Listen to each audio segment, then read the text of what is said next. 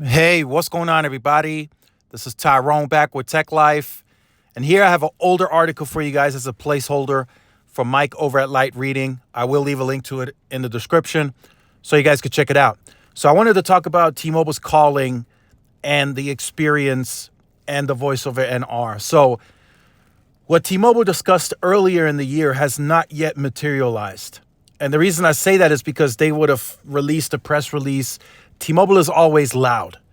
They would have came out and said, we now cover 100 million pops with our voice over NR. And that has not happened yet. So they're weak.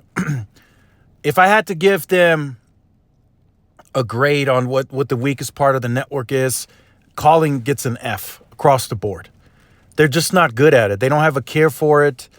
The teams are not engaged in it. That's not where I was told. That's not where the bonuses came from an engineering perspective.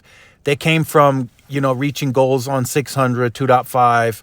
That's where the engineers' bonuses came from. Not it didn't come from having the best calling. So that's something that I wanted to point out to start off the video.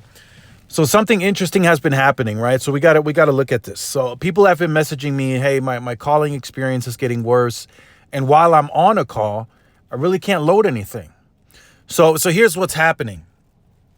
And it's actually in T-Mobile's best interest to move to voice over NR as quickly as they possibly can. So as they're transitioning to 5G, they're refarming spectrum from LTE to 5G, and it diminishes the performance on LTE. We've seen that more and more, and through 2024, we will see that even more. We will see the performance on LTE diminish. So what happens when you get on the call while you're on 5G ultra capacity, you're downloading, streaming, and then you get a phone call. So when you accept that phone call, and in that instant, if you're not in the voice over NR market, which they're very limited, I think there's like 8 of them, you're dropping to LTE instantly. As soon as you take that call, even if it continues to show 5G UC at the top, you're dropping to voice over LTE. So in that instant, you're dropping to the lesser performance. So while you're on a call, your phone is now on LTE. So your experience is going to be completely different. And I've seen it in my market. I've been testing the LTE side. I'm getting below 1 megabit per second in a lot of places, where on 5G, I'm getting 200, 300, 400 megabits. Huge difference, right? So yeah, when you're on that LTE call, it can make it for a really bad experience. One, the voice itself might not be as good. So you might be dropping calls here and there. Your voice quality might not be as great because you're on a lesser performing network at that point. And if you're trying to send text, MMS, iMessage, try to, scroll through Instagram, whatever, while you're on a call, it's less likely to work as flawless as when you're on the 5G network because you're getting onto a congested LTE network. So those are some of the negatives that's happening while you're on a call. So it's really in T-Mobile's best interest to just move everyone to 5G voice over NR as quickly as they can. But I feel what's happening here is they can't give it the same type of percentages as VoLTE. So what you want to achieve if you're an engineer, if you're on the higher up C-level executive team, like with Ulf and John Saw, you want to be able to achieve drop call rate percentages, block call percentages. You want to achieve them as low as they are on voice over LTE. You don't want to give the consumer a worse experience on voice over NR versus voice over LTE. Not saying that voice over LTE was ever perfect, because it was never perfect, but you want to get it to at least around what you were getting on voice over NR. And maybe the team now is engaged to get that finally really fixed and get those drop call rates and everything to even lower standards than what voice over LTE was to begin with. It's a possibility. So that's what they're working on. And I think the reason they haven't pulled the trigger and scaled voice over NR is because they haven't been able to get it to those percentages. It's hard to do.